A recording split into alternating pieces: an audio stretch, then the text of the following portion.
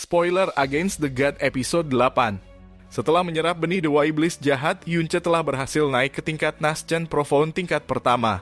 Selain itu, 1 dari 7 bintang dewa jahat telah dibangkitkan. Dalam waktu 1 bulan, Yunce telah berhasil memahami teknik bawaan Broken Shadow. Yunce lalu melanjutkan perjalanan menuju kota bulan baru dan menuju serikat dagang Blackmon. Di sini Yunce menyamar menjadi seorang pria parubaya. Ia memasuki serikat dagang untuk menjual pil. Pil yang ditawarkan Yunce adalah pil api dengan tingkat kemurnian tertinggi.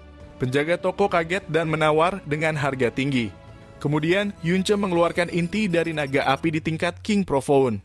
Saat melihat inti naga api, tetua serikat dagang sendirilah yang menjumpai Yunce. Ia berkata kalau serikat dagang Blackmon tidak sanggup membeli inti naga api tersebut. Yunce juga tidak berniat menjual, ia hanya mencoba pamer dan menaikkan namanya. Setelah itu, Yunce menanyakan tentang orang yang bernama Si Kong Han. Menurut tetua pedagang, orang yang Yunce cari adalah tetua agung dari Istana Bulan Baru. Setelah menanyakan itu, Yunce berjalan keluar, namun Molly menghentikannya. Molly tertarik dengan sebuah pakaian berwarna merah dan menyuruh Yunce membelikan pakaian itu untuk dirinya. Yunce menawar pakaian yang diinginkan Molly, tapi tetua pedagang memberikannya sebagai hadiah.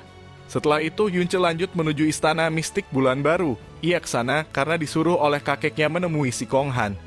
Di pintu masuk Istana Mistik Bulan Baru, Yunce bertemu dengan adik iparnya, yaitu Yuanba. Yuanba begitu riang saat bertemu dengan Yunce. Ia jadi pemandu jalan Yunce. Yuanba sendiri memiliki meridian yang langka. Meridian ini disebut sebagai Meridian Lord. Meridian Lord sendiri dikatakan langka karena pemilik meridian ini selalu menjadi pemimpin yang luar biasa. Tapi meridian ini membutuhkan banyak sumber daya. Sedangkan di benua Yunce saat ini sumber daya sulit dicari. Lanjut bertemu dengan Si Kong Han. Yunce memberikan plat untuk mengkonfirmasi identitasnya. Si Kong Han pernah berhutang budi dengan kakeknya Yunce, jadi ia membiarkan Yunce masuk ke Istana Mistik Bulan Baru tanpa syarat. Tapi untuk tingkat kelas, Si Kong Han sendiri yang menguji Yunce. Menerima tekanan dari Si Kong Han, Yunce tetap tegak berdiri. Selain itu, Si Kong Han menyadari kalau Yunce telah membuka 16 meridiannya. Maka dari itu, Si Kong Han menempatkan Yunce di kelas para elit. Di sini Yunce sebenarnya masih menyembunyikan kekuatannya. Ia tidak ingin membuka semua kartunya. Setelah diterima di kelas elit, Yuanba mengajak Yunce berkeliling. Mereka berjalan sambil membicarakan acara jamuan. Acara jamuan adalah acara penyambutan ketua sekte baru. Akan banyak perwakilan dari beberapa sekte yang akan hadir. Biasanya akan ada kompetisi antar murid dan Istana Mistik Bulan Baru selalu kalah telak. Namun kali ini Yuanba berkata kalau hasilnya mungkin tidak akan sama. Karena di Istana Mistik Bulan Baru sendiri telah kedatangan jenius. 2 murid baru yang dipercaya sekte. 2 orang ini adalah Morong Sisong dan Surou.